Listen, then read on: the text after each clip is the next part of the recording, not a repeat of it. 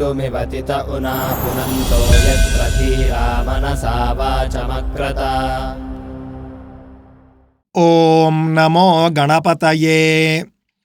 ఈ మధ్యనే చాలామంది నన్ను ఒక వ్యక్తి గురించి మాట్లాడండి అని అడుగుతూ ఉన్నారు. ఆ వ్యక్తి ఎవరు అనంటే కనుక దాస్ పైలా అనే వ్యక్తి. మీ అందరికీ తెలుసు, ఈ మధ్య ఆ దాస్ పైలా అన్న ఆయన బ్రాహ్మణుల మీద, ముఖ్యంగా స్మార్తుల మీద విపరీతమైనటువంటి విద్వేషపూరిత వ్యాఖ్యలు చేస్తూ ఉన్నాడు. ఆ విధంగా ఫేస్బుక్లో ఆయన బాగా ప్రసిద్ధిలోకి కూడా రావడం జరిగింది. నిజానికి నిన్న ఆయన యొక్క అధ్యాయం పూర్తయింది. ఏ విధంగా అనంటే స్మార్త సమాజానికి, బ్రాహ్మణ సమాజానికి పూర్తిగా క్షమాపణలు చెప్పి నేను మళ్ళీ స్మార్తులపైన, బ్రాహ్మణులపైన వ్యాఖ్యలు చేయను అని ఆయన హామీ ఇవ్వడం జరిగింది. తద్వారా పార్వతీపురం పోలీస్ స్టేషన్లో కేసు, ఆ తర్వాత పోలీస్ స్టేషన్ బయట అందరూ కూడా చర్చలు చేసుకుని ఆ యొక్క అధ్యాయానికి ముగింపు పలికారు. ఫేస్బుక్లో కూడా ఆ వ్యక్తి నేను ఇక మీదట స్మార్తులపైన, బ్రాహ్మణులపైన వ్యాఖ్యలు చేయను అని ఒక పోస్ట్ పెట్టడం జరిగింది. ఆ తర్వాత నేను ఫేస్బుక్కే తీసేస్తున్నాను అని కూడా అనడం జరిగింది. చివరగా నేను ఫేస్బుక్ కూడా పూర్తిగా తీసేస్తాను, వాట్సాప్లో మాత్రమే అందుబాటులో ఉంటాను, ఎవరిని కూడా ఇబ్బంది పెట్టే వ్యాఖ్యలు చేయను అని చెప్పడం జరిగింది. ఇదంతా కూడా చాలా సముచితమైనటువంటి చర్య, మనం ఆహ్వానించదగినది. తప్పు తెలుసుకుని నేను మళ్ళీ చేయను అని ఆ దాస్ పైలా గారు చెప్పడం జరిగింది కాబట్టి మనం ఇంకా ఆయనను ఏమీ అనడం లేదు. కానీ అలాంటి వాళ్ళు చాలామంది ఇంకా సమాజంలో ఉన్నారు. నేను వాళ్ళందరినీ గమనించాను కాబట్టే ఈ అధ్యాయం ముగిసిపోయినా కూడా నేను మాట్లాడుతూ ఉన్నాను. స్మార్తులపైన ఈ వ్యక్తి ముఖ్యంగా ఎందుకు విద్వేష వ్యాఖ్యలకు పాల్పడ్డాడు అనంటే కనుక చాలా కాలంగా అతనికి స్మార్తులతో వ్యక్తిగత విభేదాలు ఉన్నట్లుగా కనిపిస్తూ ఉన్నాయి. ఎప్పుడూ కూడా ఒక సమాజంతో వ్యక్తిగత విభేదం ఉండదు, ఆ సామాజిక వ్యక్తులతో మాత్రమే ఉంటుంది. ఉదాహరణకు ముస్లింలలో ఎవరైనా ఒక ముస్లింతో మనకు గొడవ ఉందనుకోండి, ఆ వ్యక్తి మటుకే మనం మాట్లాడతాం, అంతేకాని ముస్లింలంతా ఇంతే అని మనం అనం. అదే విధంగా వైష్ణవులైనా, మాధ్వులైనా, స్మార్తులైనా కూడా. కానీ ఈ దాస్ పైలా అనే వ్యక్తి స్మార్తుల్లో కొంతమంది ఎవరో చేసినటువంటి తప్పుల్ని చూసి, లేదా వాళ్ళ పట్ల అతను నష్టపోయాడో ఏమో కానీ మొత్తం స్మార్తులు, మొత్తం బ్రాహ్మణులు అని ఇష్టానురీతిన మాట్లాడటం జరిగింది.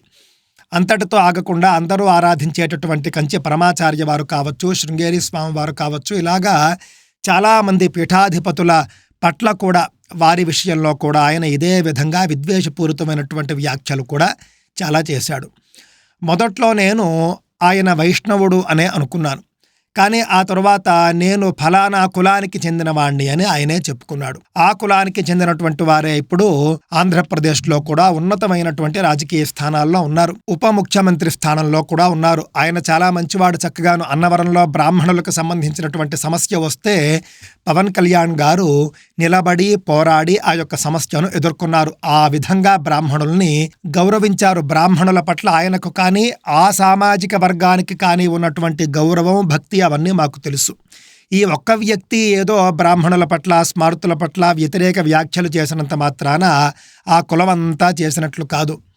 ఇతను ఆ కులం అని చెప్పుకుంటూ ఆ కులానికి సంబంధించి ఈయన చెడ్డ పేరు తెస్తూ ఉన్నాడు, అంతే తప్ప ఇంకేమీ కాదు.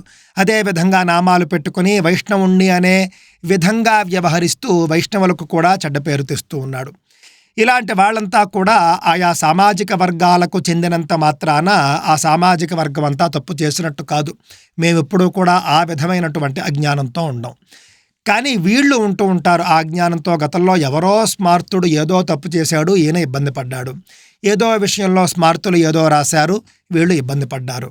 దానికి మొత్తం స్మార్తులని, కొంతకాలానికి మొత్తం బ్రాహ్మణులని, అదేవిధంగా స్మార్త పీఠాధిపతుల్ని, బ్రాహ్మణ పీఠాధిపతుల్ని ఇష్టానురీతిన ద్వేషించడం అనేది, వాళ్లకు సంబంధించి అనేక విద్వేషపూరిత వ్యాఖ్యలు చేయడం అనేది హైందవ సమాజానికి ఏమాత్రమూ కూడా మంచిది కాదు. హిందూ ధర్మం లోపల ఉండేటటువంటి చిన్న సమస్యలు, ఇవన్నీ చిన్న సమస్యలనే నేను అంటాను. ఏ విధంగా అయితే వైష్ణవానికి సంబంధించినటువంటివి, మాధ్వులకు సంబంధించినటువంటివి, శైవులకు సంబంధించినటువంటివి, ఇవన్నీ కూడా అంతర్గతంగా చిన్న సమస్యలు ఉంటాయి. ప్రతి కుటుంబంలోనూ కూడా అంతర్గత విభేదాలు ఉన్నట్లుగానే హిందూ ధర్మంలో కూడా అంతర్గతంగా చిన్న సమస్యలు ఉంటాయి. ఇవి చిన్నవి అని నేను అనడానికి కారణం ఏమిటి అని అంటే కనుక మీ అందరికీ తెలుసు, సిరియాలో చాలా పెద్ద దాడులు జరిగాయి, మారణ హోమాలు జరిగాయి. అక్కడ ముస్లింలు తప్ప వేరే వాళ్ళు ఎవ్వరూ లేరు. ఎందుకండి అక్కడ ఆ స్థాయిలో అంతర్గత కలహాలు జరిగాయి అంటే కనుక అది ముస్లింలలోనే అంతర్గత వర్గ విభేదాలు. కానీ హిందూ ధర్మం లోపల ఎప్పుడూ కూడా ఆ స్థాయిలో విభేదాలు లేవు. అభిప్రాయ భేదాలు మాత్రమే, సిద్ధాంతపరమైనటువంటి భేదాలు మాత్రమే. ఈ విషయాన్ని అందరూ గమనించాలి. విష్ణువే దేవాధిదేవుడు, ఆయన్ను మించినటువంటి దేవుడు లేడు అని ఒక వర్గం భావించారనుకోండి, తప్పక మాకేమీ అభ్యంతరం ఏం లేదు, స్మార్తులకేం అభ్యంతరం ఉండదు. వాళ్ళ మటుకు వాళ్ళు పూజలు చేసుకుంటారు, మన మటుకు మనం పూజలు చేసుకుంటూ ఉంటాం. శివుడే దేవాధిదేవుడు, ఆయన మించినటువంటి దేవుడు లేడు అని ఎవరైనా భావించారనుకోండి, దానికి ఇబ్బంది లేదు. శంకరాచార్యులు అందుకే కదా 6 మతాలు స్థాపన చేసింది. షణ్మత స్థాపనాచార్య అని ఆయన బిరుదు పొందిన కారణం అదే. 6 దైవాలు, ముఖ్యమైనటువంటి దైవాలు విష్ణు, శివ, అమ్మవారు, సూర్యుడు, గణపతి, కుమారస్వామి.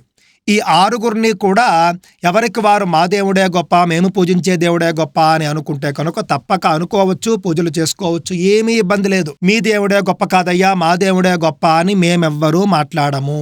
హిందువుల్లో ఎవరు మాట్లాడరు, ఆ విధంగా మాట్లాడే అవకాశం లేదు. కానీ సమస్య ఎప్పుడు వస్తుంది అని అంటే కనుక ఇతర దేవతల మీద పడ్డప్పుడే సమస్య వస్తుంది.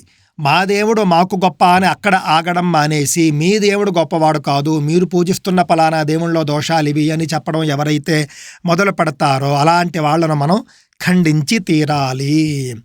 ఇప్పుడు ఎందుకు మనం ఇదంతా మాట్లాడుకుంటున్నాము అంటే కనుక వైష్ణవులంతా కూడా విష్ణువే గొప్ప అని భావించారనుకోండి, ఎవరికీ ఏ ఇబ్బంది ఉండదు, ఉండకూడదు, దృష్టిలో పెట్టుకోండి. మనం కూడా వెళ్ళి వాళ్ళు విష్ణువే దేవుడు అంటున్నారండి అని ఏమీ బాధపడాల్సిన అవసరం లేదు. వాళ్ళ మటుకు వాళ్ళు విష్ణువునే దేవాది దేవుడుగా పూజించుకుంటారు, తప్పక పూజించుకోవచ్చు. స్మార్తులు కూడా మహావిష్ణువును ఆ స్థాయిలోనే పెట్టుకుని పూజిస్తారు, అక్కడేమీ సమస్య లేదు. అదేవిధంగా ఒక వర్గం వారు శివుణ్ణి అనుకున్నా, ఇంకొక వర్గం వారు ఇంకో విధంగా అనుకున్నా కూడా మనకి ఇబ్బంది లేదు. ముస్లింలు అల్లానే దేవాది దేవుడు అని వాళ్ళు పూజించుకున్నప్పటికీ కూడా వాళ్ళు అంతటితో ఆగినప్పుడు ఎవరికి సమస్య రాదు. అందువల్ల గడప లోపల ఉండాల్సినటువంటి విషయాలు గడప లోపలే ఉండిపోవాలి. మా దేవుడు మాకు గొప్ప, మీ దేవుడు మీకు గొప్ప. మీ దేవుణ్ణి ఎవరూ తక్కువ చేయరు, మా దేవుణ్ణి కూడా ఎవరూ తక్కువ చేయకూడదు. ఈ విధంగా మనమంతా కూడా కలిసిమెలిసి జీవించినప్పుడు ఎంతో గొప్పగా ఉంటుంది సమాజం. హిందూ ధర్మానికి కూడా అది చాలా మంచి చేస్తుంది. మన తల్లిదండ్రులు మనకు చాలా గొప్ప, అలాగని మనం వేరే వాళ్ళ తల్లిదండ్రుల్ని మనం దూషించాల్సిన అవసరం లేదు, నిందించాల్సినటువంటి అవసరం లేదు. ఈ ఒక్క తర్కం మనం మనసులో ఉంచుకుంటే చాలు. అంతేకాని మా తల్లిదండ్రులే గొప్ప అని ఎవరైనా వచ్చి మాట్లాడారు అనుకోండి, ఎంత హాస్యాస్పదంగా ఉంటుంది. అదే విషయం మనకు మతాల పట్ల కూడా వర్తిస్తుంది అనే విషయాన్ని దృష్టిలో పెట్టుకోవాలి. నా దేవుడు నా దేవుడు, నీ దేవుడు నీ దేవుడు, అందరి దేవుళ్ళు కూడా ఒకటే అనేటటువంటి ఉత్కృష్టమైనటువంటి ఆ యొక్క అద్వైతవాదం ఏదైతే ఉందో, ఆ యొక్క ఏకాత్మవాదం ఏదైతే ఉందో అది ఆ స్థాయికి వెళ్ళిన వాళ్లకు మాత్రమే అర్థమవుతుంది. మిగిలిన వాళ్ళంతా కూడా ఇదే విధంగా మాట్లాడుకుని కాస్త వివాదాలకు దిగుతూ ఉంటారు. ఇందులో కూడా నేను చాలామందిని గమనించాను. వైష్ణవులైనా, మాధ్వులైనా, లేకపోతే స్మార్తులైనా, ఎవరైనా వేదం చదువుకుని ఉన్నారనుకోండి, చాలా హుందాగా వ్యవహరిస్తూ ఉంటారు. మా దేవుడే గొప్ప, మీ దేవుడు గొప్ప కాదు అనే మాటలు మాట్లాడరు. అందువల్ల వేద పండితులందరికీ నమస్కారం. నాకు కూడా చాలామంది మిత్రులు వైష్ణవుల్లో ఉన్నారు, మాధ్వుల్లో ఉన్నారు, అన్ని రంగాల్లోనూ కూడా ఉన్నారు, అన్ని మతాల్లోనూ ఉన్నారు.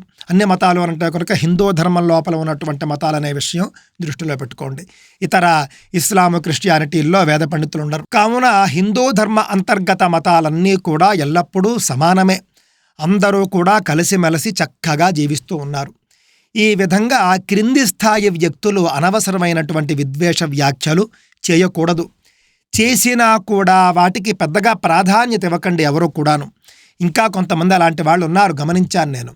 వాళ్ళంతా కూడా ఏదో చిన్న చిన్న విషయాల్ని పెద్దవిగా చేసేస్తూ మాట్లాడుతూ ఉంటారు. ఇదేదో హిందూ ధర్మం లోపల ఉన్నటువంటి మతాల మధ్య వివాదాలు రాజేసేవిగా ఉంటాయి. వైష్ణవులుగా జీవించడం చాలా మంచిది, శైవులుగా, స్మార్తులుగా జీవించడం చాలా మంచిది. విద్వేషపూరితమైనటువంటి వ్యాఖ్యలు ఎవ్వరు చేసినా తప్పే. తప్పక వారు చట్టం ముందు శిక్షించబడతారు, లేదా తరువాత పశ్చాత్తాపపడతారు. అంతేగాని గొప్ప గొప్ప ఆచార్యుల్ని ఇష్టానుసారము నిందించకండి, గొప్ప గొప్ప దేవుళ్లను కూడా ఇష్టానుసారము నిందించకండి. హిందూ ధర్మము అనంటే కనుక కేవలం విష్ణుమూర్తి ఉండేది కాదు, కేవలం శివుడు ఉండేది కాదు, దృష్టిలో పెట్టుకోవాలి. కేవలం అమ్మవారిని పూజించేది కాదు, అందరూ కలిస్తేనే హిందూ ధర్మం. అందరూ కలిసిగట్టుగా ఉన్నప్పుడే హిందూ ధర్మం కూడా ప్రకాశిస్తుంది అనే విషయాన్ని దృష్టిలో పెట్టుకోండి. దాస్ పైలా లాంటి వాడు ఎంతమంది ఉన్నా కూడా వాళ్ళెవరిని కూడా మనం వ్యక్తిగతంగా ద్వేషించాల్సినటువంటి అవసరం లేదు. వాళ్ళ మార్గం తప్పు అని మనం గట్టిగా చెప్పాలి. దానికి ఉన్నటువంటి అన్ని మార్గాలు కూడా వాడుకోవాలి. భవిష్యత్తులో అలాంటి వాళ్ళు ఇంకా అంతమంది మనకి వచ్చినప్పటికీ కూడా వాళ్ళు ఏ విధంగా వాళ్ళు సంయమనం కోల్పోయి ఇష్టానుసారము వాళ్ళు మాట్లాడినప్పటికీ కూడా హిందూ సమాజం చాలా జాగ్రత్తగా ఉండాలి. అలాంటి వాళ్ళు హిందూ సమాజాన్ని విచ్ఛిన్నం చేసేటటువంటి వాళ్ళు. ఎవరైనా సరే శివుణ్ణి తిట్టినా, విష్ణువుని తిట్టినా, అమ్మవారిని తిట్టినా, సుబ్రహ్మణ్య స్వామిని తిట్టినా, వినాయకుణ్ణి, సూర్యుణ్ణి తిట్టినా కూడా, హిందూ ధర్మం లోపల ఉన్నటువంటి ఏ దేవుణ్ణి తిట్టినా కూడా వాళ్ళు హిందూ ద్రోహులు అనే విషయమే మీరు దృష్టిలో పెట్టుకోండి. మా దేవుడు మాకు గొప్ప, మీ దేవుడు మీకు గొప్ప అనే వాదంతో ఉండేవాళ్లే. హిందూ ధర్మానికి సమస్య వచ్చినప్పుడు మనమంతా కలిసికట్టుగా ఉండాలి అనుకునే వాళ్ళు మాత్రమే హిందువులు. ఈ విధంగా చిన్న చితకా పుస్తకాలు చదువుకుని నోటికొచ్చిందల్లా మాట్లాడతారు చూసారా, వాళ్లను చట్టం ముందుకు తీసుకువెళ్ళండి మీకు అవకాశం ఉంటే. లేదు అనంటే కనుక సున్నితంగా చెప్పి విడిచిపెట్టండి. అంతేకాని వివాదాలు పెరిగేటట్లుగా మాత్రం ఎవ్వరూ వ్యవహరించకండి. దాస్ పైలా అనే ఆయన చాలా జాగ్రత్తగా అందరూ చెప్పారు మీరు ఇలా మాట్లాడడం సబబు కాదు అని. ముందు వినలేదు. చివరికి పోలీసుల దాకా వెళ్ళినప్పుడు మాత్రమే ఆయన దారికి వచ్చాడు. ఆ విధంగా చట్టం కూడా మనకు ఉన్నది. సిద్ధాంతపరమైనటువంటి చర్చలు చేయవచ్చు, పర్వాలేదు. అంతేకాని వ్యక్తిగత విద్వేషాలు కానీ, వ్యక్తిగతమైనటువంటి దాడులు కానీ ఇవేవి మంచివి కావు. ఏదైనా ఒక అంశం మీద మాట్లాడినప్పుడు ఆ అంశం మీదే మాట్లాడండి. అంతేకాని మొత్తం ఆ జాతి అంతా ఇంతే, లేకపోతే మొత్తం ఆ వర్గం అంతా ఇంతే అనేటటువంటిది చాలా తప్పు. వైష్ణవుల్లో గొప్పవాళ్ళు చాలా ఉన్నారు. అదేవిధంగా శైవుల్లో గొప్పవాళ్ళు ఉంటారు, స్మార్తుల్లో గొప్పవాళ్ళు ఉంటారు. ఒక వ్యక్తి తప్పు మొత్తం సమాజానికి ఎలా ఇస్తారు, మొత్తం ఆ వర్గానికి ఏ విధంగా ఆపాదిస్తారు? ఇది చాలా చాలా తప్పు. మనమంతా కూడా వైష్ణవులు, మాధ్వులు, స్మార్తులు, శైవులు అంతా కలిసికట్టుగా ఉండాలి. ఎవరి దేవుణ్ణి వాళ్ళు మా దేవుడే గొప్ప అనే స్థాయిలోనే పూజించుకోవాలి. అందులో ఎలాంటి సందేహము లేదు. కానీ వేరే దేవుళ్లను నిందించడము, దూషించడము మాత్రము తగదు. స్వస్తి.